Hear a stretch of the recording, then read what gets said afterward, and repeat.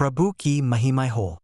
प्रभु यीशु मसीह के महिमामय नाम में मैं होसन्ना मिनिस्ट्रीज के माध्यम से आप सभी को अपनी हार्दिक शुभकामनाएं देता हूं। मुझे विश्वास है कि आप इस डेली ग्रेस मिनिस्ट्रीज के माध्यम से दिव्य आशीर्वाद प्राप्त कर रहे हैं और आत्मिक सामर्थ्य के साथ महिमामय आगमन के लिए तैयार हो रहे हैं। मुझे यह भी विश्वास है कि हमारा यह प्रयास व्यर्थ नहीं गया है। मुझे यह भी विश्वास है कि यह डेली ग्रेस मिनिस्ट्रीज और ये संक्षिप्त संदेश आपको उस दिन परमेश्वर के ध्यान में बनाए रख रहे हैं। मैं आपके लिए प्रार्थना कर रहा हूं और प्रभु का धन्यवाद कर रहा हूं। आज मैं पवित्र पुस्तक में एक सुंदर वचन पढ़ रहा हूं, निर्गमन 19 अध्याय 5 वचन। ध्यान से सुनिए। यदि तुम सचमुच मेरी बात सुनो और मेरे वाचा पर चलो, तो सब जातियों में से तुम मेरे निज धन ठहरोगे। प्रियजनों, यहाँ हमें इस बात पर ध्यान देना चाहिए कि तुम्हें मेरी बात सचमुच सुननी है और मेरे वाचा पर चलना है। यदि हम वाचा का पालन करें, तो महान आशीर्वाद यह होगा कि हम सब जातियों में से उसकी निज संपत्ति में बदल दिए जाएंगे।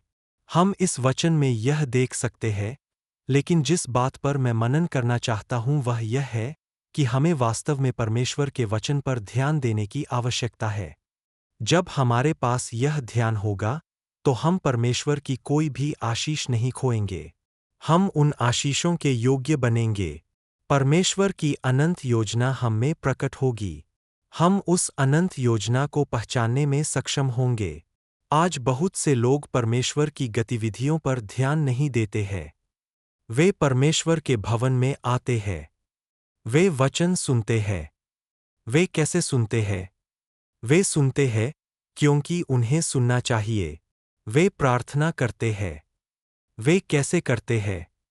वे करते हैं क्योंकि उन्हें करना चाहिए। वे उन दिव्य बातों पर ध्यान देते हैं। जो लोग ध्यानपूर्वक सुनते हैं, वह ध्यान हमें महान आशीर्वाद लाता है।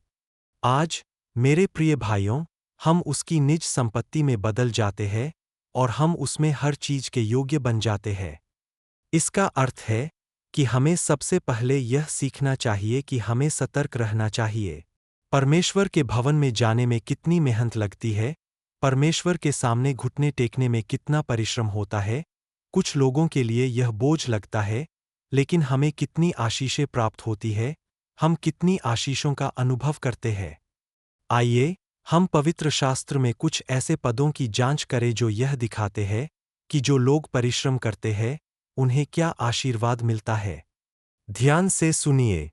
नीतिवचन की पुस्तक में परमेश्वर के जन ने कुछ अच्छी बातें लिखी है। मैं आपको उन वचनों की एक-एक करके याद दिलाऊंगा। यदि आप अध्याय 12, वचन 24 पढ़ें, तो उसमें लिखा है, जो परिश्रम करते हैं वे राज्य करेंगे, लेकिन आलसी बेकार के काम करने के लिए मजबूर होंगे। देखिए, यह कितना सुंदर और व्यावहारिक कथन है। यदि कोई व्यक्ति उस कार्य में परिश्रम करता है जो परमेश्वर ने उसे दिया है, तो वह कठिन परिस्थितियों में नहीं रहेगा और व्यर्थ के कार्यों में नहीं फंसेगा। वह उस स्थान तक उठेगा जहां वह शासन कर सके। एक दिन वह उस उच्च स्थान पर जाएगा जहां वह राज्य करेगा। आप उस स्थिति में पहुंचेंगे जहां परिश्रम आपको इतनी महिमा देता है। यह लापरवाही व्यर्थ है। वे उन चीजों के प्रति लापरवाह होते हैं जो उन्हें दी गई है, इसलिए उन्हें गंदा काम करना पड़ेगा। देखिए, मैं आपको एक बात बताता हूं। सभी माता-पिता अपने बच्चों को स्कूल भेजते हैं, वे उन्हें स्कूल भेजते हैं। जो व्यक्ति उस शिक्षा के प्रति सावधान रहता है, उसका क्या होगा? वह अच्छी तरह पढ़ेगा और ज्ञान से भरपूर व्यक्ति बनेगा, जो 10 लोगों का नेतृत्व कर सकता है और शासन कर सकता है। वहीं, जो व्यक्ति उस शिक्षा में रुचि नहीं रखता, केवल बिना उद्देश्य के खेलता रहता है, गाने गाता रहता है, उसका क्या होगा? उसका जीवन कैसा होगा? उसे गंदा काम करना पड़ेगा। हम देखते हैं कि कुछ लोग सुबह से रात तक मेहनत करते हैं, पत्थर तोड़ते हैं और ऐसे कठिन काम करते हैं। क्या यह उनका पाप है या हमारी योग्यता? बस यही है कि उन्होंने ध्यान नहीं दिया।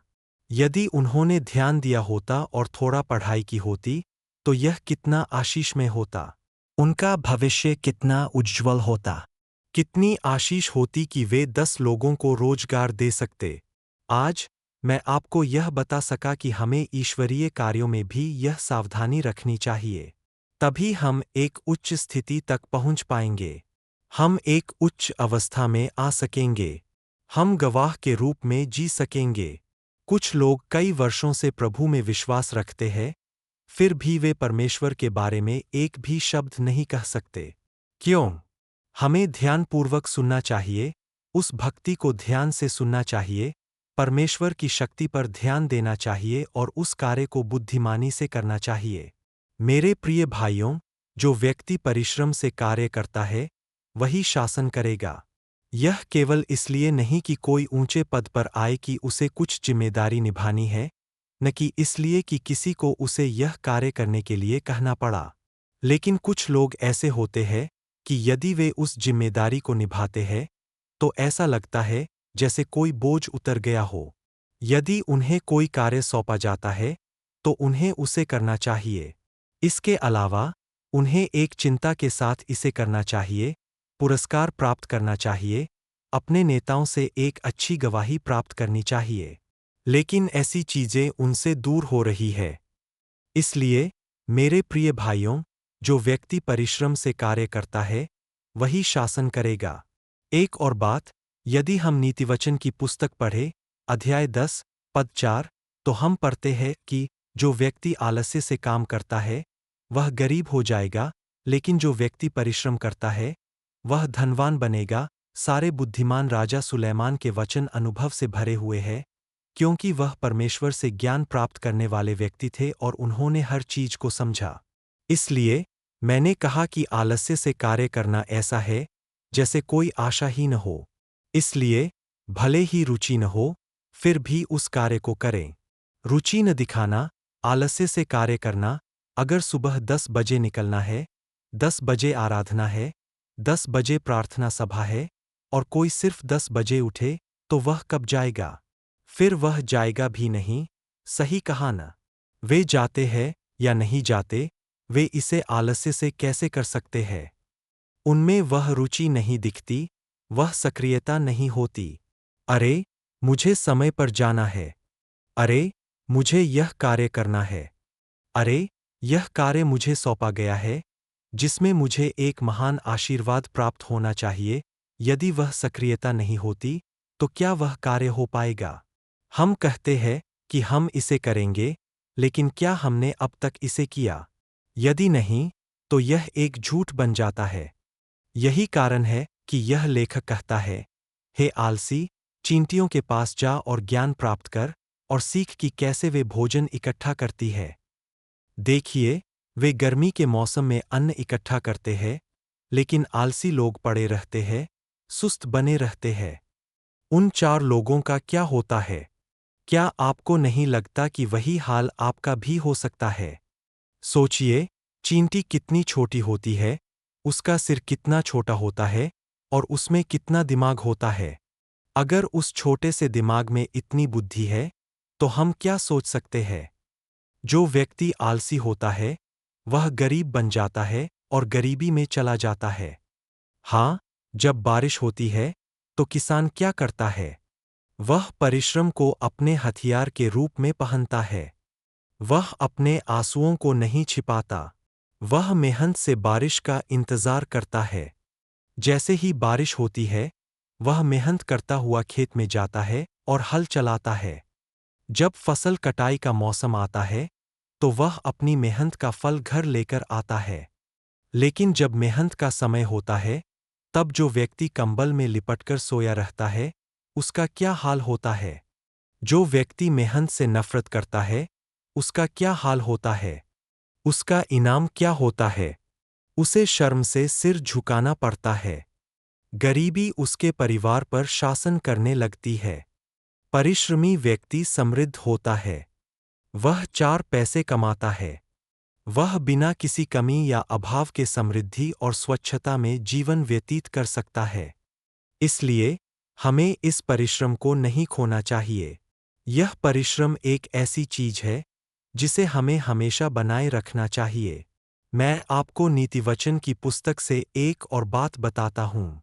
अध्याय 13, पद 4 में लिखा है, आलसी व्यक्ति इच्छा करता रहता है, लेकिन उसकी आत्मा को कुछ नहीं मिलता। परिश्रमी की आत्मा समृद्ध होती है। यह एक बहुत ही अच्छा वचन है। परिश्रमी व्यक्ति की आत्मा समृद्ध होगी, अर्थात वह स्वस्थ होगा। मैं यहाँ आपको एक छोटी सी बात बताता हूँ। सोचिए, परिश्रमी व्यक्ति स्वस्थ क्यों रहता है?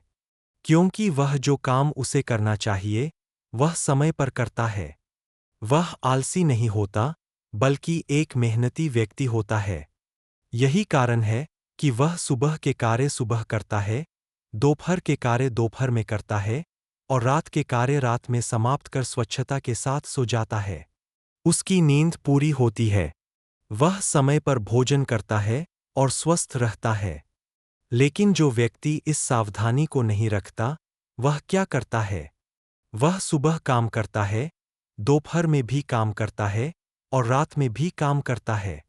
उसे शांति नहीं मिलती, उसे आनंद नहीं मिलता, उसकी नींद पूरी नहीं होती, वह सही से भोजन भी नहीं करता।